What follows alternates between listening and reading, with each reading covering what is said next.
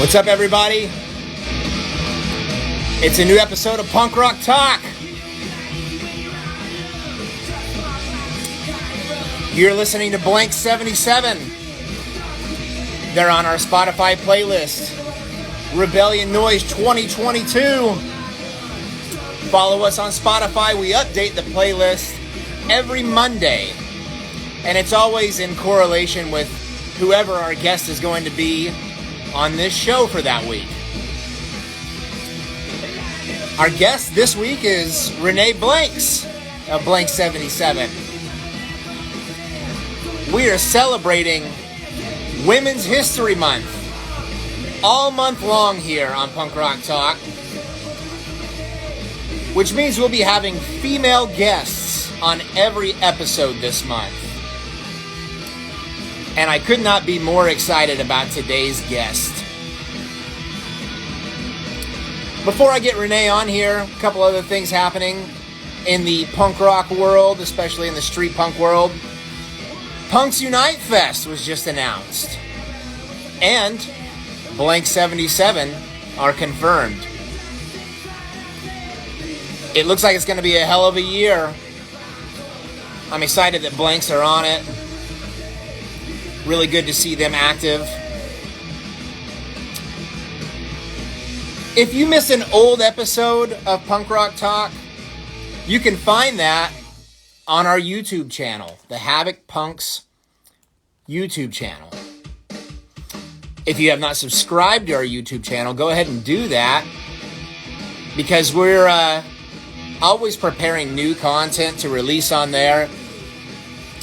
If you have been paying attention, we released a re-recorded version of Death Comes Fast on YouTube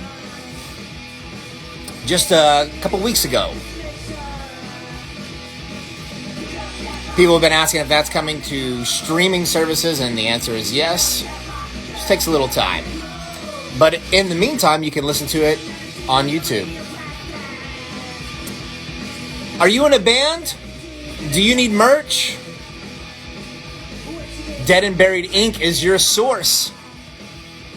Punk Rock Talk is sponsored by Dead and Buried Inc. You can find them here on Instagram at Dead and Buried Inc. That's INC, not INK. You can also go to their website, deadandburiedinc.com. If you would like to get in contact with them to have some merch printed. They also sell merch, including the Havocs. So if you're wanting some of that, that's the place to go. Okay, before I get Renee on here, one last thing. If you would like to submit questions, you can do that by clicking the question mark icon on your screen. Do not put them in the comments section, please. They get lost there. I will not see them. There's a lot of comments already coming through for this episode. So yes, if you have questions, again, click that question mark icon to submit them, and we'll get to them in this episode. And lastly, before I get Renee on here, stick around to the end of this episode when I will announce next week's guest. If you have not noticed yet, that's part of the format of this show. I wait to announce the guests for next week at the end of every episode. Keeps things entertaining. A little bit of a surprise every week. Okay, having said that, I'm going to go ahead and send the invite to Renee, and let's see if we can get her on here.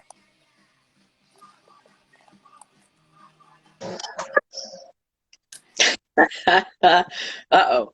Uh-oh, what's going on there with the screen? I don't know. All right, wait. There we go.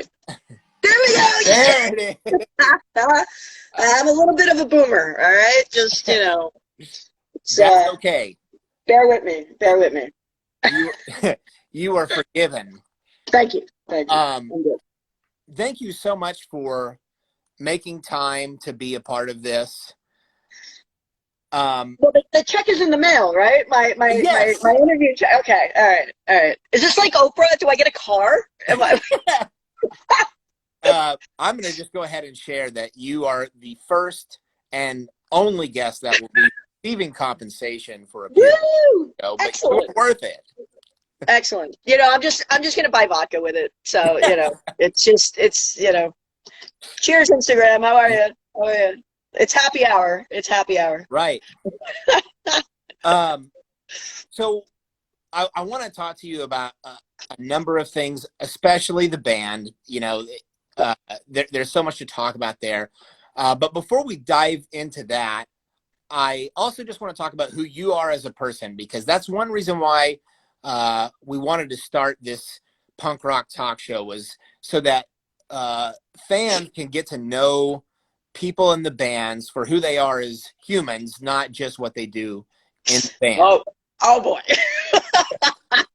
Oh boy. All right. Okay. But before I just want everybody to know I was not giving these questions ahead of time. So. That's true. I've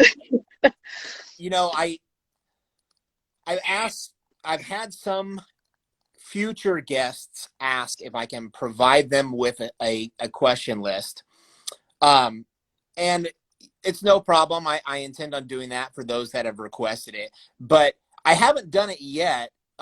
Just because I feel like it keeps things interesting, and you never know which direction the conversation is going to go. And that's kind of part of the fun. Yeah, I wouldn't, I'm joking, of course. I would never, I think it's a lot more spontaneous and you get a lot more honest answers if you don't know what you're being asked ahead of time. You know what I mean? Like, it's Totally not, agree. Yeah, I'd rather shoot from the hip. So, before we dive into who you are, I just, on a personal level, I want to tell you that I am so excited for this episode, because I think it had to have been 1998, maybe 1999.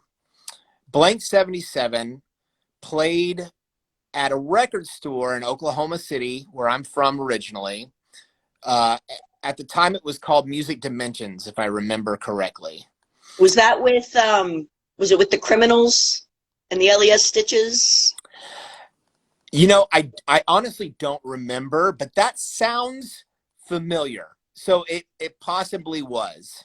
Because I remember, I think it might have been that tour. And if you ever have Mike on here, he'll just say Renee has no idea what she's talking about. My memory, especially if you're starting the year with the 1990 anything, Yeah. Yeah. Well, from like 92 forward is kind of blurry. It's blurry. Sure. It's blurry, put it that way. Well, that time for me was so much discovery of the genre. And I loved going to shows at that place because it was gritty. And like a lot of my favorite records to this day, I bought at that record store. And it was cool because, it was so up close and personal. There was no stage there. The bands kind of played off to the side, and they cleared out like all of like the record bins and everything from that area so bands could play. But I didn't know Blank77 at the time. I was just going to another show and hoping to find another badass band that I'd like. Then I apologize in advance. I'm sorry. I had no idea what the hell you were in for, did you? It's Well, to be completely honest, like, I was captivated by the band because of you. Oh boy. Okay. No, it's true. Because duck away and blush. All right. Well, like I said, I wasn't familiar with the band at the time. And I didn't know that there was a woman in the band. And that's kind of a rarity. Yeah. So at first glance, I'm like checking out the band, and I'm all, they have a chick in the band? What? And if memory serves correctly, I want to say that you weren't drinking vodka, but wine. Was that? All right, so then that was definitely the LES Stitches tour, because we had a point where Mick from the LES Stitches, the singer from the LES Stitches, Tim Blanks, and myself decided that drinking wine was a different kind of a buzz, and that we were going to be classy. But when you're drinking like a bottle of wine from a brown paper bag in the van in the parking lot, you're not really classy, right? You're just drinking to get drunk with a different kind of alcohol. And so that might have been, and there was a brief, maybe like 1 week or 2 week phase of that, where we finally had so many wine headaches the next day that we were like, fuck this, let's just go back to beer and vodka, and let's stick with what we know, people, you know, like let's and there's a funny story about, I think one of the many times that Tim had to carry me back to the van after a show, and it was because we drank wine and it was a different kind of buzz, same end result. I had to be carried to the van and put in the van unconscious. So yes. So if you say I was drinking wine, I totally believe you. There was a brief period in that tour where we switched to wine, and it did not last long, thankfully. Well, I remember because you were drinking in the middle of the set, and I clearly remember it being red. Yes. Yeah, red wine, because red wine you can drink warm. Yeah. Yeah, it's gross. It's really gross. I don't like it. I don't know what the hell we were thinking. I don't know what we were thinking. But, well, yeah, you know. That was just one of those shows for me that was kind of like a pivotal moment, because I discovered you guys.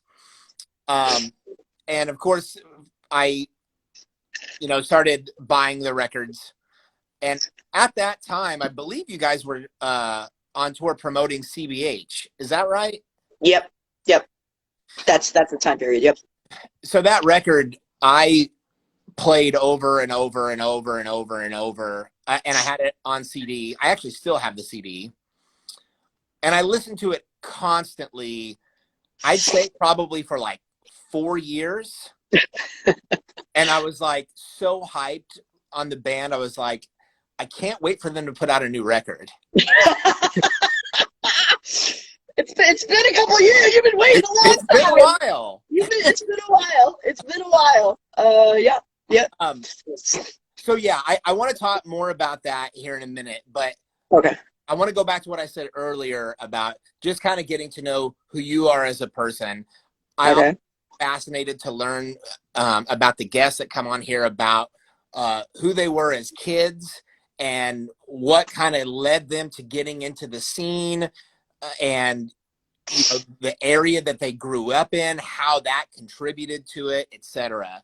So can you tell myself and everyone else that's watching a little bit about your early days? What were you like as a kid, and what led to all of this for you? So, well, as a kid, so I grew up in a in the ghetto, pretty much. I'm the baby of 6 kids, and we didn't have a lot, and it was a rough neighborhood. If I drove you past it, you'd lock your car doors. So I grew up there. My brother Gary played in a band called US Chaos, and so when I was growing up, there was always music in the house. So I had, like I said, I had 5 brothers and sisters, and Gary was into punk and new wave. So, in the house would be playing, and I say house, the first 8 years of my life, there was about 12 of us in a 2-bedroom apartment. And so there was one record player, and so you'd hear, anything from Blondie and the B-52s to, Donna Summer and disco, and then, Judas Priest and AC/DC from my other brother. And so I had all these different musical genres kind of hitting me all at once. I started getting into, I always loved music, always had music on, always listened to the radio, and started playing guitar when I was about 12. And like I said, my my brother was in US Chaos. He played guitar. So guitars were in the house, easy access. And one day I said to him, I said, I said, I want to learn how to play. And he said, really? I said, yeah. So he gave me a chord book, showed me a power chord, and he had, I learned on a Les Paul, on a Gibson Les Paul, right? Oh, boohoo, poor me, right? Yeah. So, but it wasn't mine. It wasn't mine. It was his. My first guitar was a $30 acoustic guitar, and the action on the neck was about that far, and and I have little tiny baby hands too, so it was actually kind of fun to learn on that, because it built up hand strength and all of that. And so just, started playing, learning chords and all of that. And his best advice to me was, he came home from work and I was practicing, and I was sitting down. I was sitting on his bed and I was practicing. And he goes, why are you sitting down? And I said, well, because it's easier to play this way. He goes, but you're not going to play with your guitar up top. He goes, it's got to hang low. You got to look cool. He goes, trust me. So I stand up and he adjusts the strap on his guitar and it's hanging real low. And I'm like, I said, how the hell am I supposed to play a chord like this? And he goes, just trust me. He goes, just keep practicing. He goes, but when you practice, stand up and play the guitar low. He goes, trust me. He said, all he said was trust me. Now, I'm, 12, 13. He didn't want to say, Renee, the guys are really going to dig it and they're going to look really cool. He didn't want to say that to his 12-year-old little sister. But that's really what it was about. It was like, you want to look cool and you want to sound good when you're doing it. So that's kind of how I got into it. And then I never put two and two together with him actually being in a punk band. I knew he was in a band. And I knew that people stayed over that had like crazy hair and all that kind of stuff. But one day he came over and I think I was playing the Ramones. And he said, what are you playing? And I said, I'm playing the Ramones. Have you ever heard of them? And he just looked at me and he goes, Renee, what the hell are you talking about?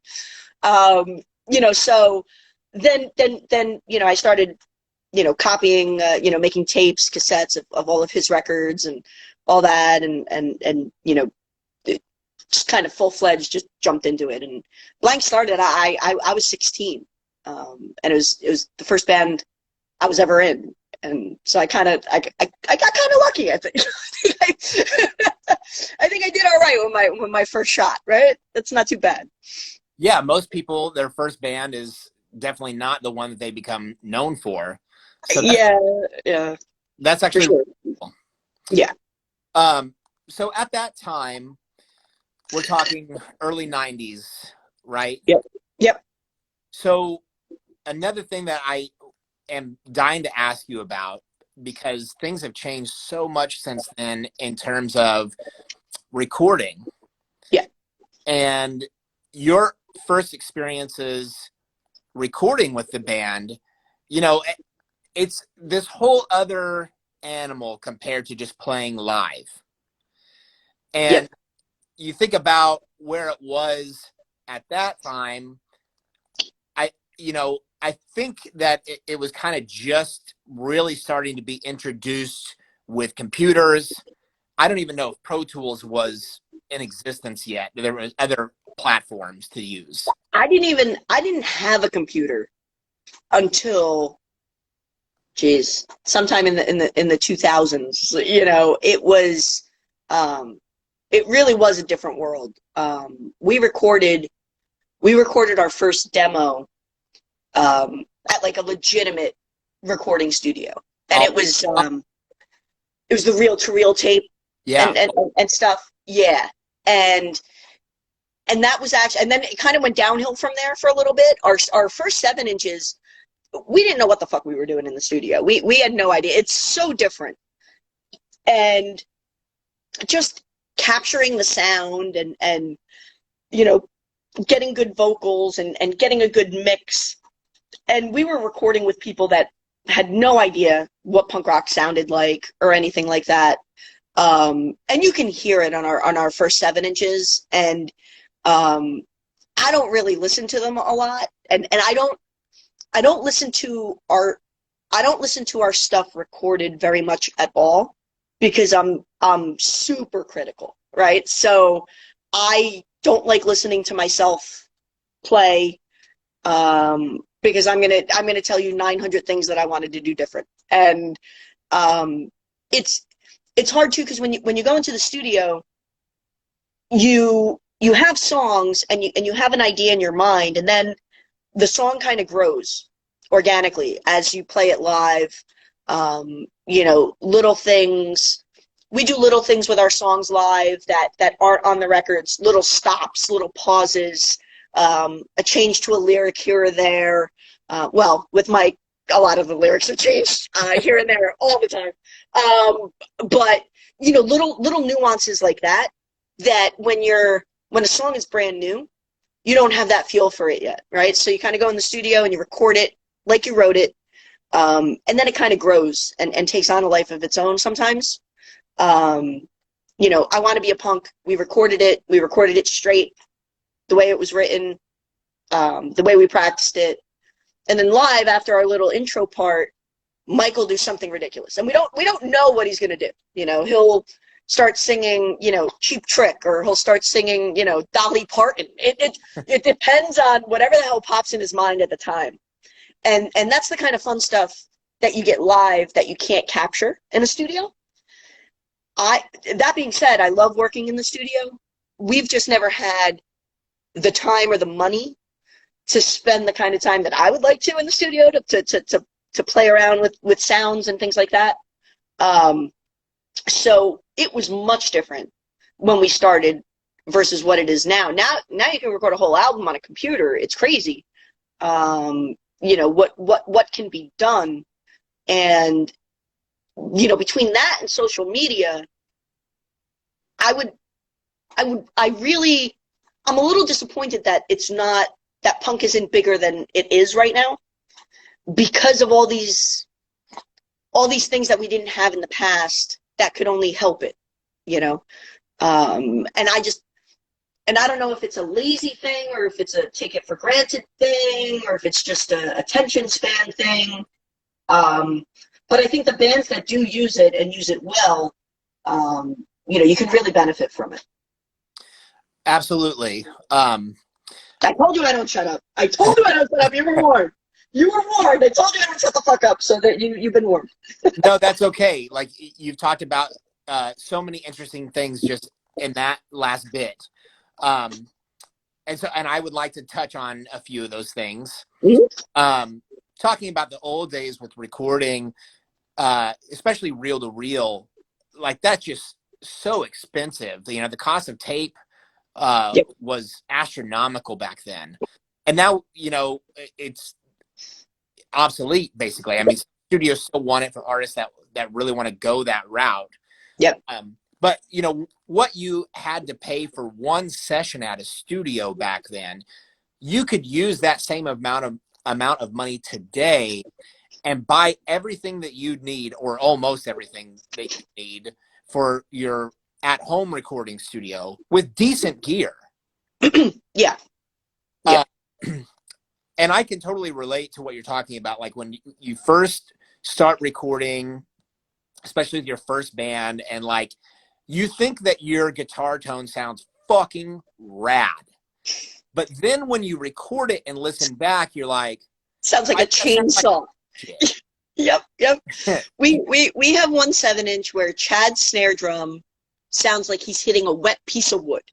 And when we were listening to playbacks, I said, Chad, your snare drum sounds like shit. And he said, don't you tell me how my drums are supposed to sound, blah, blah, blah, blah.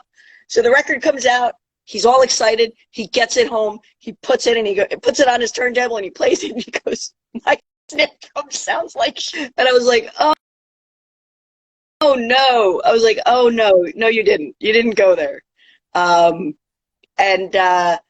it's stuff that you learn by going into this, because the settings that you use on your amp and on your drums and stuff live is a lot of times it's different than when you record. You have to change, some of the tones and some of the settings on your amp and all of that. And it's weird, because you're like, but it sounds so good live.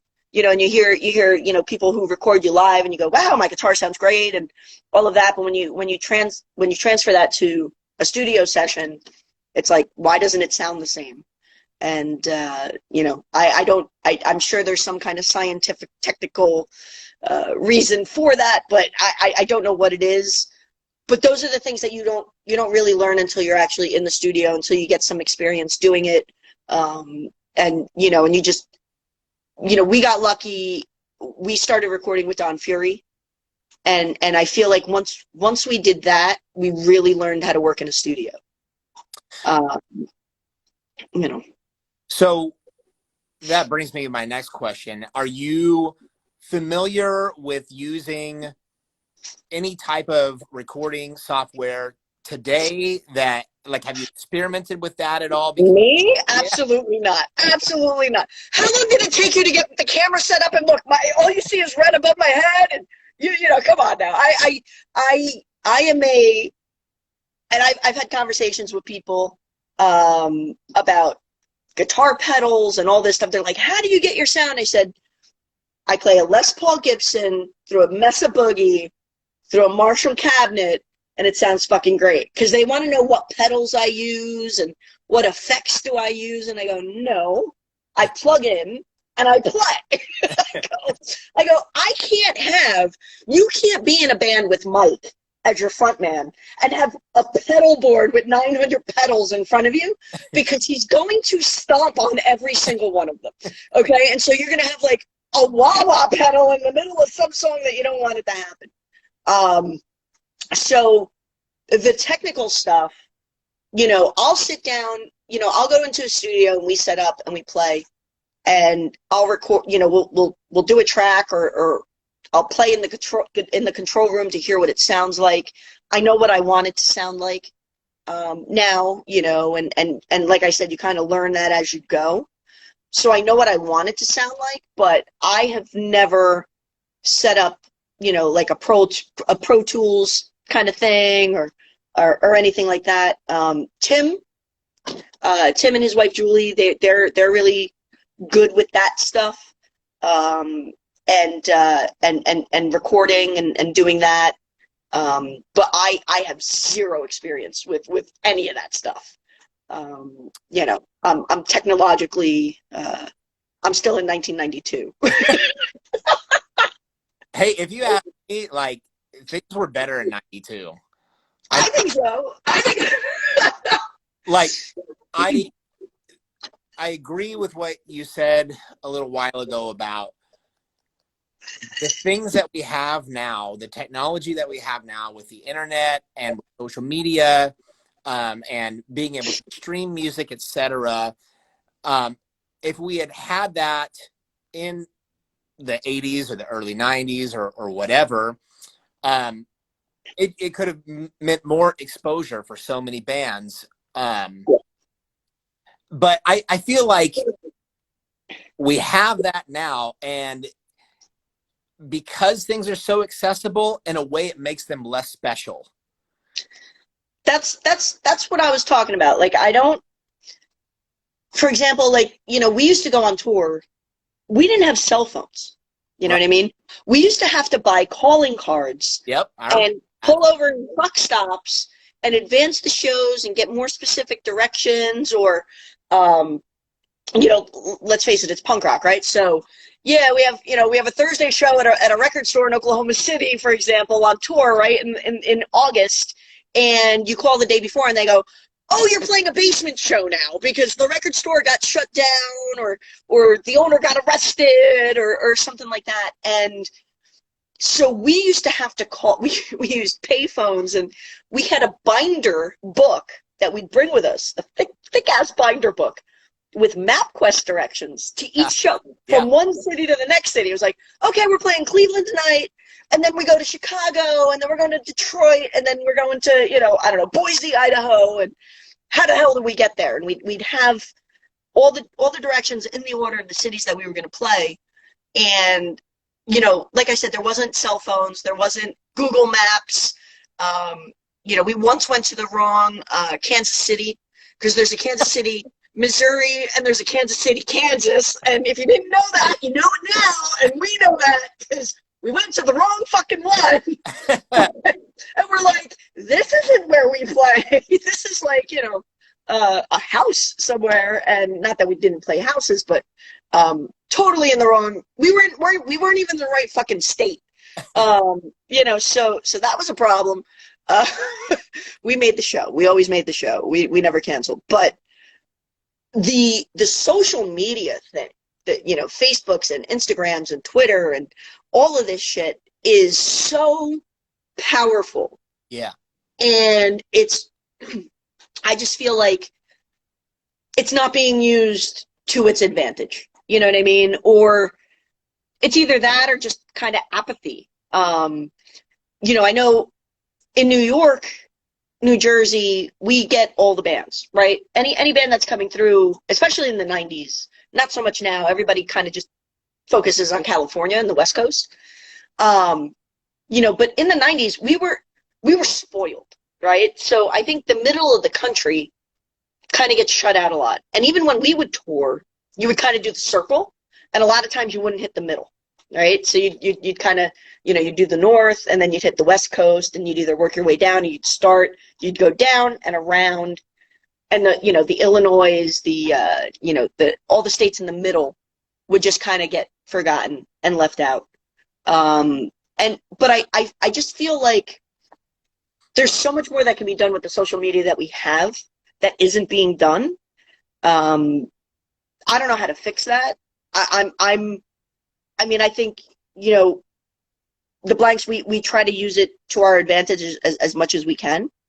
We are older, so we probably don't use it as well as we should. But any bands that have, members that are, 35 and younger, they should be all over that shit. And it should be so much easier to book a tour and get shows and just network, and set things up. We used to use a Maximum Rock and Roll book called Book Your Own Fucking Life. I remember. It was like a photocopied black and white book that they would issue once a year that had bands, each state, it would go by state, and here's bands to contact, here's clubs to contact. And we booked, I don't know how many tours that way, just literally getting on the phone and calling people that you've never talked to before. Yep. And saying, hey, have you heard of our band? We want to come through, or, we're doing a tour in the summer and we want to come play. Can we come play? And doing that over and over again, that's how you would build a following and all of that. And I think people now kind of want instant gratification, right? They want to put out their first 7-inch or their first record or whatever and play to 2,000 people. And it doesn't work that way. You got to build it. So I just think there's a lot being left on the table, I guess. Yeah, I agree with you. It's kind of a double-edged sword. I think that social media can be very powerful if it's used, and I don't want to say in the right way, because I don't know that you can define what the right way is. I think it's specific to each artist and where they're at in their career and what would be best for them to do with social media. But I will say that I fucking hate that Facebook, especially, it doesn't matter how large of a following you build, they're going to limit the exposure and pay them. Yeah. Yeah. And I think that type of thing is so discouraging to artists because, we would live and die for our music. And to be able to get new listeners, even though they are available, that doesn't necessarily mean that they're accessible. Yeah, no, I agree. I think you got to look at it also in that it's not geared specifically towards punk, right?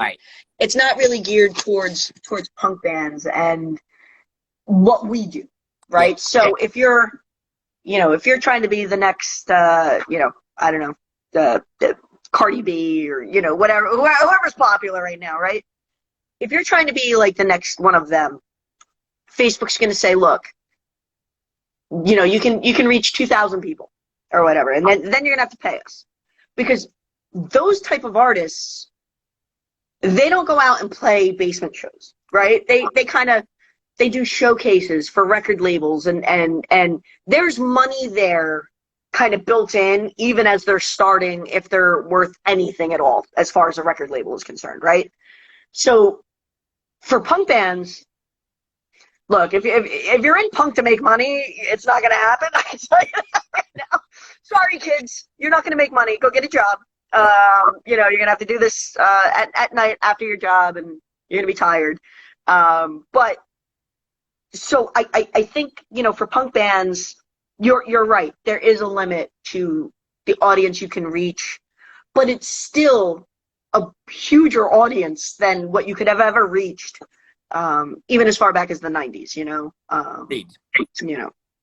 Yeah, that is another reason why we wanted to use our Instagram platform to do this show, because there's so many of the older bands that are still around and, that might be putting out new music or just performing or whatever. They're still active. But then there's all these younger bands popping up too, that a lot of people in the scene might not hear of. But but if you can take some of these, what I guess you would call like a legacy artist, might be a good way to define it, and pair them with the younger bands to where they're on the same platform and all the same eyes and ears are tuning in to see who's next and what's next. Yep. We can grow the scene in a way to where there's just more of that unity. There's more of that awareness.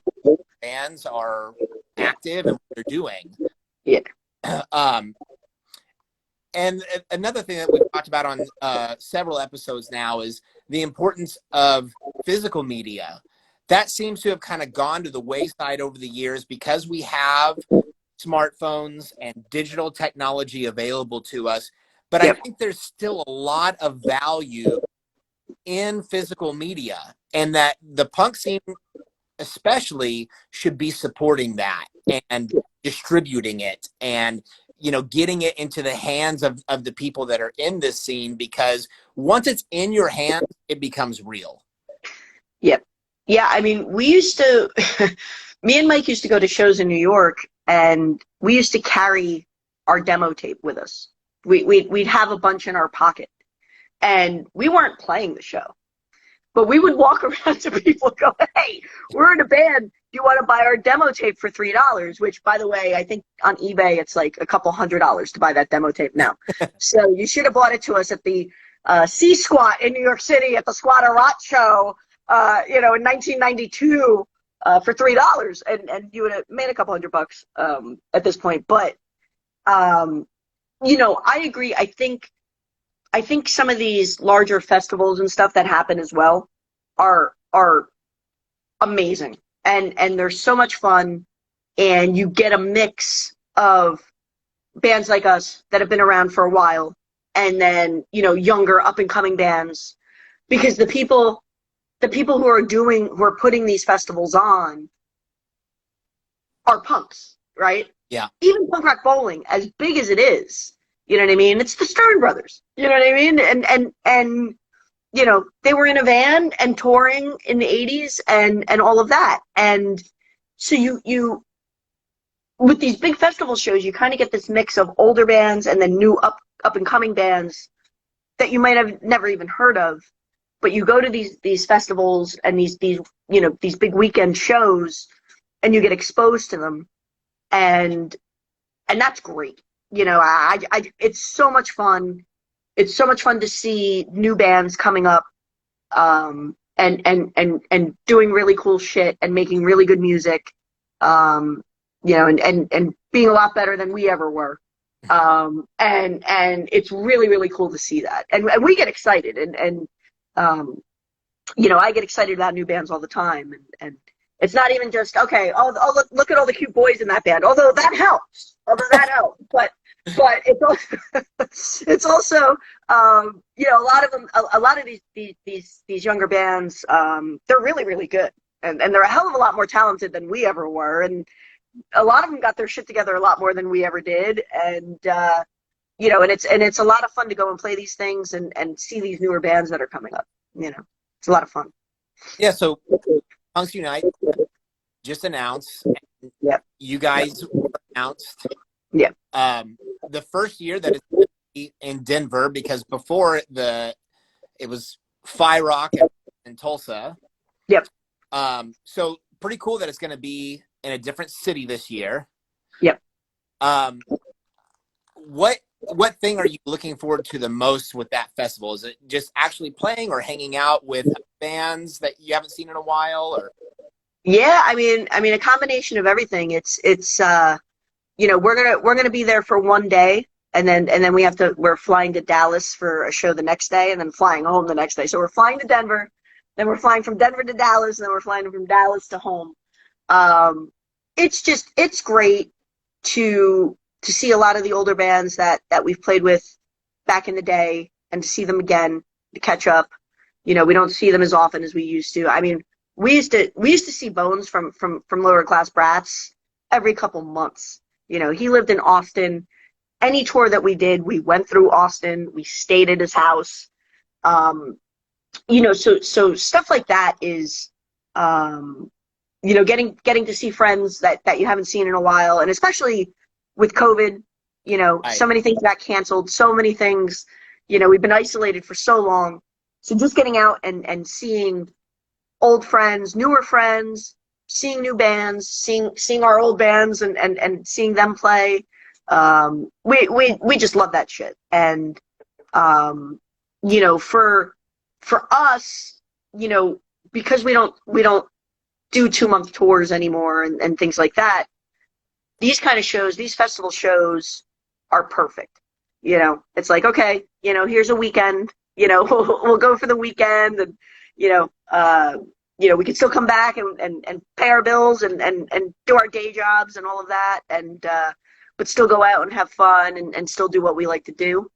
You know, so I just look forward to seeing everybody. I like to talk to everybody, and I think I talk to pretty much everybody at shows. You know, I'm not, you're never going to see me standing in a corner, and if I'm backstage, it's because A, I'm making a drink, or B, I'm sick. If I don't just go back there to pop in and make a drink, come back out, it's because I'm not feeling well or something.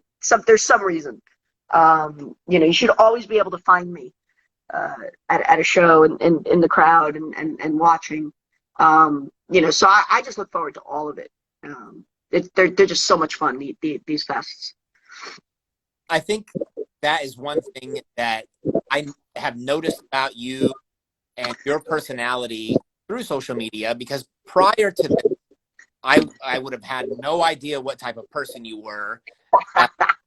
But you seem to have that just very easygoing, fun-natured, you know, spirit to you. I want to have a good time. I want to have a good time. I want to have a good time, and when the Blanks play, I want everybody that's there to have a good time.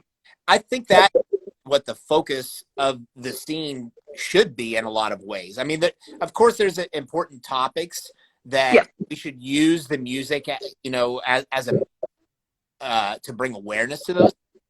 But in terms of just being in the scene and going to shows and being a part of this lifestyle, it should always be fun.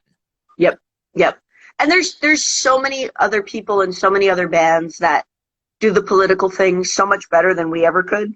Yeah. You know, we you know, we've always been a party band, you know, more or less. And we're okay with that, because, you know, we have a political song here or there, but nothing, you know, I don't think anybody has ever heard us with, you know, we have songs called Party Train and stuff, you know, you know, the political stuff, we just kind of leave that to bands and to people that are better at it than we are, and that's not really our niche. Well, I think the most important thing as an artist, regardless of genre, is being genuine. Yeah. And people see through that when not. So yeah. for Blanks to be a party band, that's just perfect for who you are as people. Like, that is you being genuine. So I don't think that you need to compare apples to oranges. Why do that? Just Exactly. be who you are and love being that. Exactly. And we came to terms with that early on. It was like, look, this is what we do. When we play a show, we go, okay, we're having a party. We're throwing a party. Let's make it the best fucking party you've been to this week. You know what I mean? And, and next time, maybe it'll be a better party, and just to forget about everything else and just be with your friends and have a good time. And that's what we've always been about. We're not ashamed of that. We don't shy away from that. And, we don't get into political debates with people and all of that. It's like, look, our attitude was always, everybody that's at our shows feels the same way about shit that we do. You know what I mean? And, everything sucks. The world sucks, right? Everything sucks. Fuck it. Let's drink and have a good time. And, let's play some music and let's dance with our friends and let's be silly and let's have a good time. And that's kind of what we've always wanted to do. And when we play, that's what we want to bring. If you leave a blank show and you didn't have a good time, then, that's on you. Cause hopefully we did our job to facilitate a good time. Right. I want to see about an audience question or two. Okay. So I'm going to pull that up right now. And if you are listening or watching, you want to submit a question, you can do that by clicking or tapping the question mark icon on your screen. Please don't put it in the comment section. It'll get lost there. One of the questions should be, Renee, you're almost out of alcohol. How are you going to continue this interview and get a new drink? That should be the question on top of everybody's mind right now.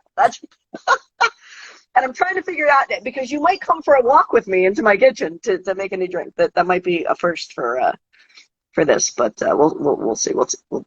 I won't make you panic. You're like, no, the lighting. I see the panic in your eyes. I see it. I see the wheels turning. So I've got a question pulled up here on my screen. Are you seeing it on your side too, Renee? Is it physically possible to drink more beer than the wretched ones? There you go. No. The answer to that is an easy no. The wretched ones, we get asked about them probably more than any New Jersey band. And, we go to, we play Punks Unite or any of these festivals that we play. People go, what do we need to do to get the wretched ones to play? And I go, well, you need a miracle. And they're not going to get back together. But even when we were touring in the 90s, we would come back home and we'd see them and we'd say, guys, do you have any idea how many people want to see you, in Atlanta or in California and they were older guys even then. They were married and they were like so much older than us.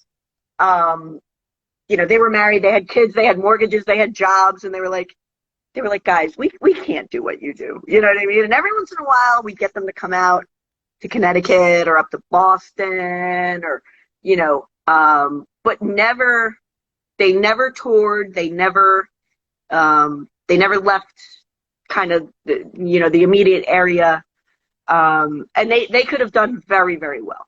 But it was really, when they were doing it, they were, like I said, they were a lot older than us even then. But they drank a lot of beer.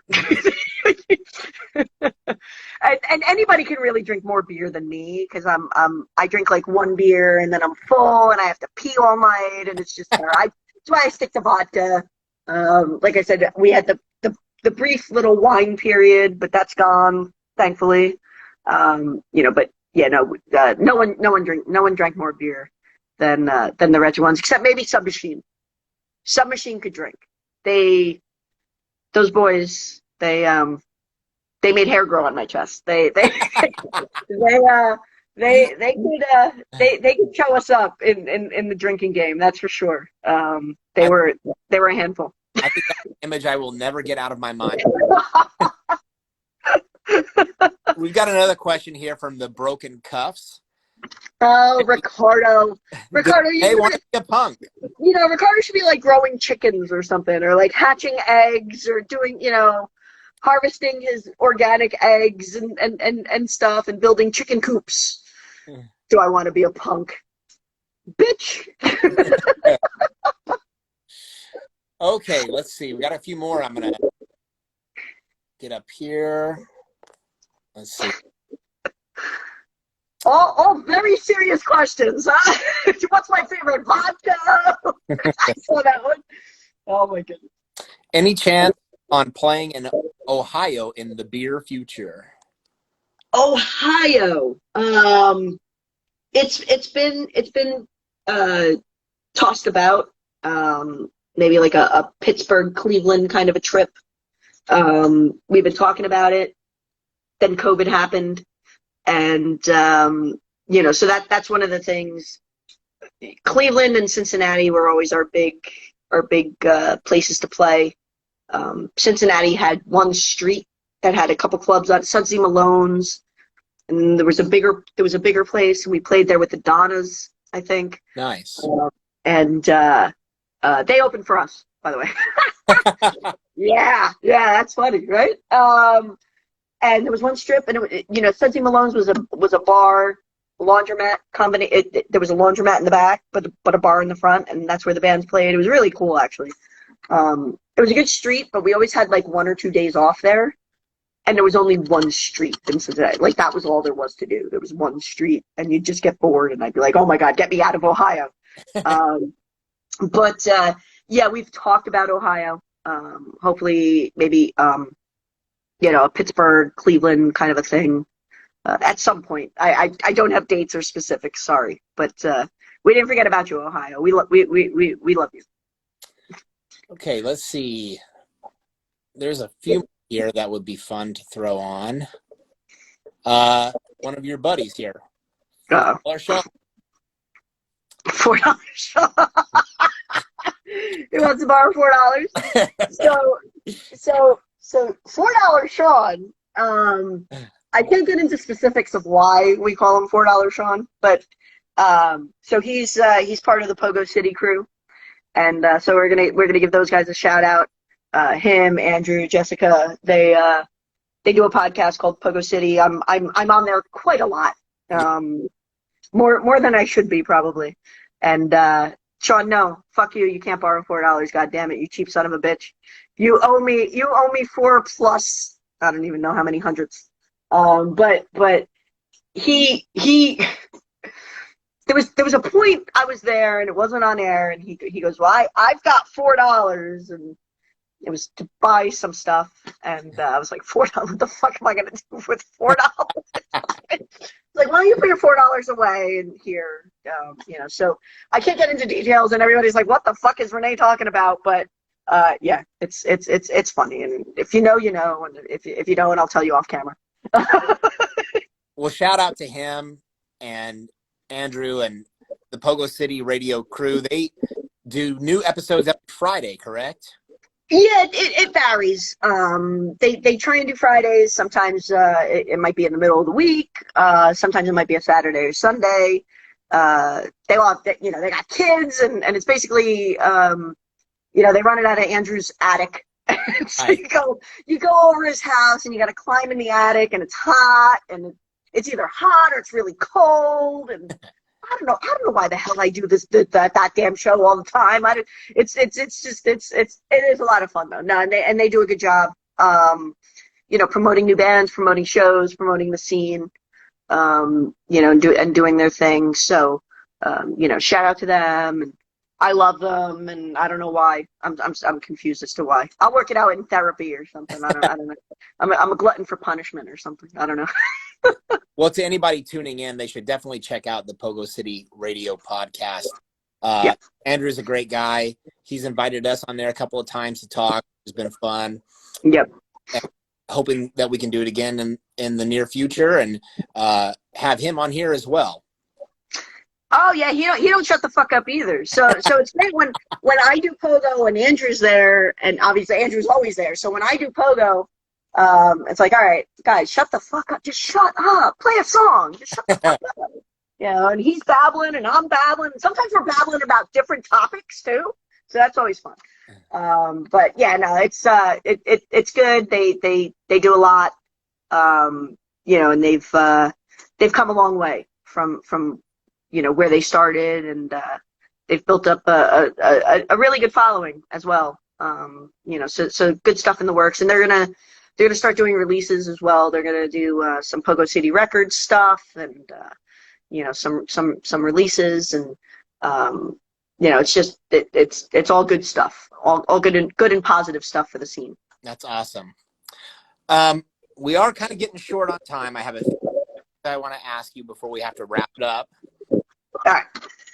And some of them are blanks questions. Some of them are just personal, like your biggest influences. But before we talk about that, I'm curious, why Blanks77? How did the name come about? What is it? So it's actually a funny story. So when we started, it was me, Mike, and Chad. We didn't even have a bass player yet. And we had no idea what the hell to call ourselves. And we started out, so Chad said, well, why don't we call ourselves the Blanks? Because our minds were blank as to what we should call ourselves. And so we called ourselves the Blanks for a while. We made pins. And there was another band called the Blanks, not a punk band at all. And in New Jersey, there was this, it was like a newspaper. It was bigger than a newspaper in size. It was called the Aquarian and the East Coast Rocker, and the name switched back and forth a couple times. And that's where you would go. So again, before social media and stuff like that, if you wanted to know who was playing the Pipeline on a Thursday night, you'd buy the East Coast Rocker, or if it was called the Aquarian at the time, and you'd look for the Pipeline ad and you'd see all the upcoming shows. And, oh, okay, this is who's playing CBGBs. And, oh, this is who's playing the Continental Divide. And that's how you would find out all this stuff. And so we were, this other band called the Blanks heard about us and sent us or their attorney sent us a letter saying that we couldn't use the name anymore. And so we were like, well, fuck these guys, you know, and they weren't even, like I said, they were not a punk band at all, not even close.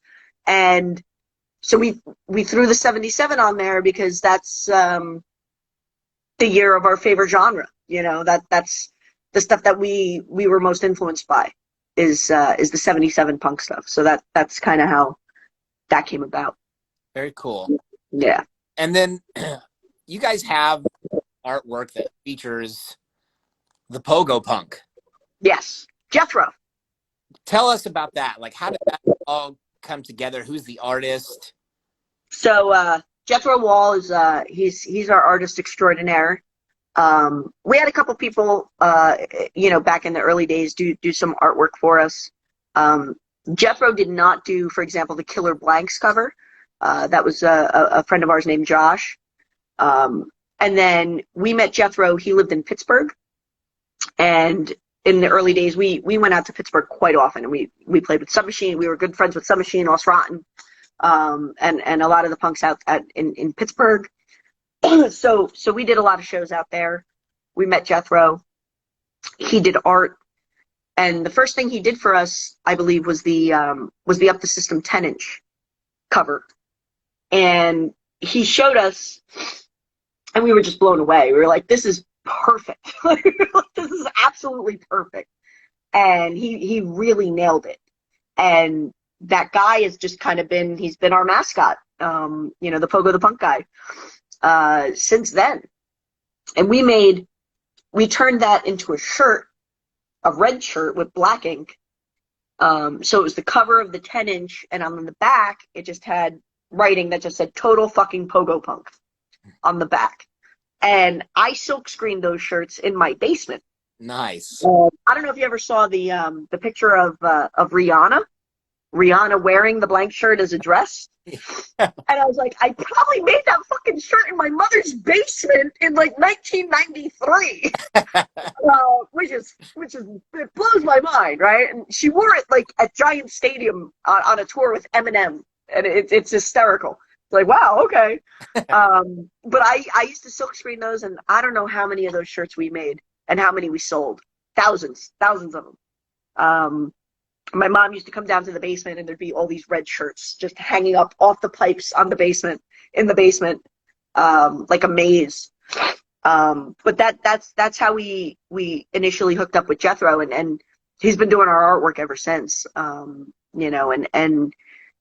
it's so easy to work with him, and we just reach out to him and go, hey, we have this idea. Even as far like even the Blanks Parasitic split 12-inch that we did, he did our artwork and theirs. He did the artwork for all of it.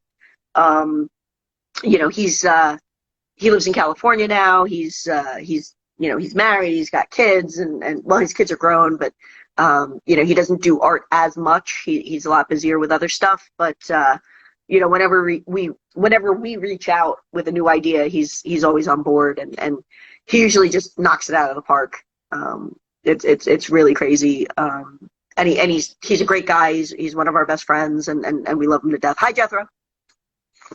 Speaking of new ideas, is there new music in the works? There is.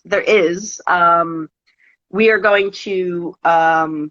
There's like a surprise one song split thing that we're doing. I can't really talk about it. It should be out at some point. I don't know. I think it's being released by someone over in Europe. So I know we recorded. It's in the works. Everything is so far behind now, with because of COVID and all of that. Production times and everything are just insane. Yeah. So when that's going to come out, I don't know. But I'm supposed to finish up 2 songs, and I haven't. I'm sorry. I'm working on it. I'm getting there. But we have a bunch of new stuff in the works, with work schedules and now playing shows again and traveling for shows again and all of that. It just, the time to do it it just takes longer to happen for us. But we have new songs in the works. We're excited about them. We think they're good. They're not 100% finished yet, but we're getting there. Be patient. But it's not going to be.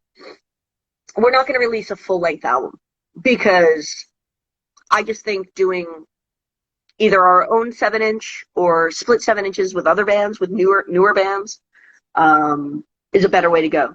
It's people's attention spans aren't the way they used to be, So to release a full length, it's just not the best way to go about getting new music out there, I don't think. Yeah. Time is limited. Yeah. How much time you can devote to it. Every artist is in a different boat. Plus trying to get the 4 of us into a recording studio for the amount of time it takes to record 13, 15 songs, as opposed to saying, let's record these 2. Let's get these really, really good. Let's record these 2. Let's get them out. For us, that's better. Yeah. These days unfortunately, it's not 1996 anymore. When we had time to lock ourselves in the studio for a couple of weeks. So, there'll be new stuff. I would say it's going to be in 7-inch format, maybe some splits with some bands coming down the road and things like that. Maybe some bands that are playing Punks Unite.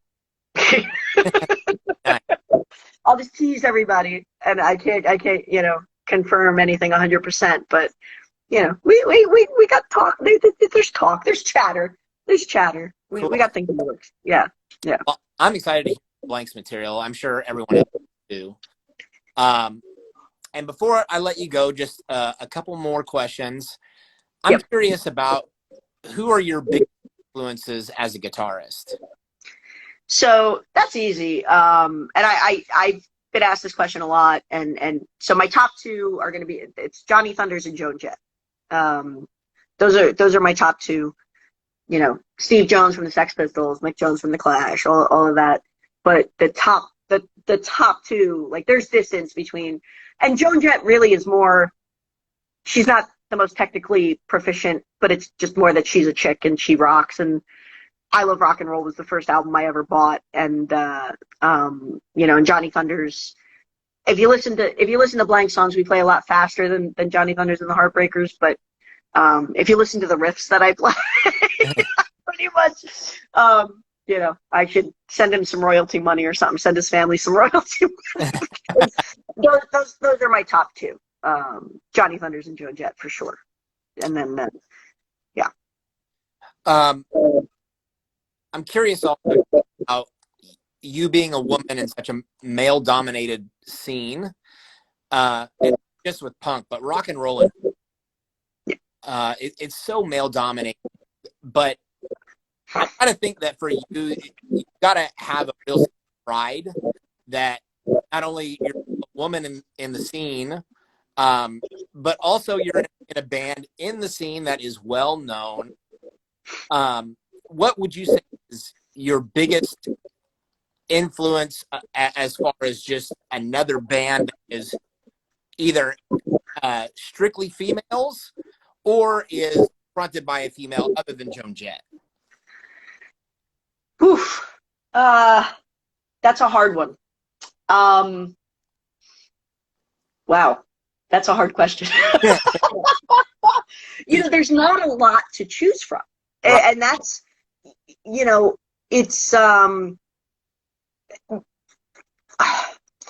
of the things that's difficult. One of the things I wanted to avoid, so like you said, you know, you came to see us in Oklahoma City at a record store and you didn't even know there was a chick in the band, right? And that was kind of my goal. I didn't want to draw attention to that. I didn't want that to be the focus. I wanted the focus to be, hey, this is a really good band that happens to have a chick guitar player, right? And when I was doing it in the 90s, there were not a lot at all.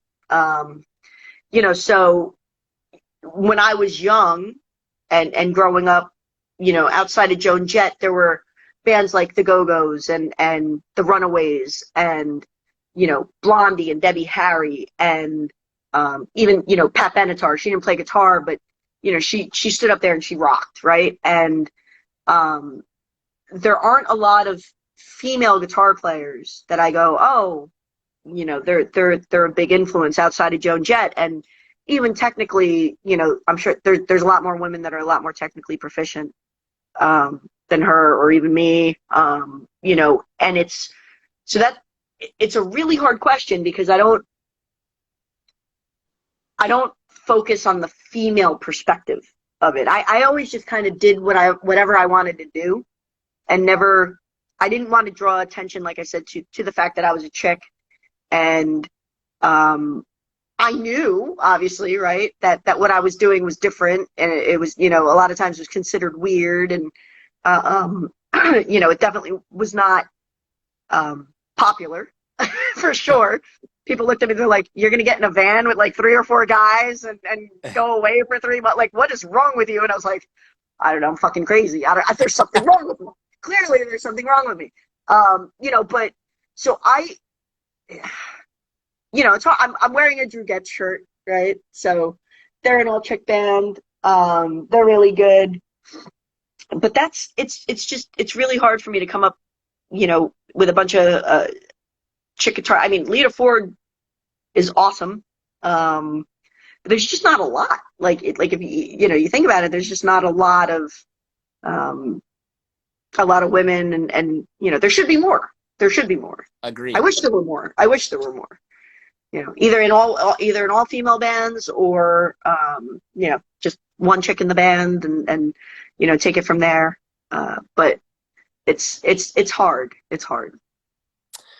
Last question. All right. What would you say is your favorite Blank song to listen to and which is your favorite to play? Oof. Wow. All right. Wow. You saved these hard questions for last. Gee. All right. Next time you're giving me questions in advance so I can think of some answers. So I think honestly, my favorite song to play is "I Want to Be a Punk." I think it's an anthem. It everybody goes nuts. We play it last for a reason. People tear shit up. It's great. Love it. To listen to, that's harder because, like I said, I don't like listening to ourselves or to myself play. I'm super, super critical. But I love "We Are the Punks." I love the way that sounds. I think it's really, really powerful. I think when we recorded CBH, recording wise of the three, I think that album sonically sounded the best. We don't play as many songs off of that. Chad didn't drum on that one. That was John Lynch, Kid Lynch. But "We Are the Punks" is, I think it sounds fantastic. "I Want to Be a Punk" live, I think, is probably one of my favorites to play. And yeah, it's that's a hard question. God damn you! God damn you! Well, I want you to be able to, I want you to remember this interview later. Be like, you know what I've done? Sweating. I'm sweating into the lights here. This is. I'm sweating here. You got me sweating. Yeah, no, yeah, that's a hard one, but I also love to play "Losing My Brain." I love playing "Watch You Drown." I love a bunch of stuff that we play live. Our set lists, we try and make them powerful and try and give the kids what they want, but it's also stuff that we love to play, and we have talks too. We're like, oh, do we have to play that song again? Like, I don't want to play that song again, but "I Want to Be a Punk" never comes up in those conversations from any of us. We just kind of know we're gonna play it, and we know we're gonna go all out. It's always the last song, and we always kind of put everything, whatever we have left at that point, into it.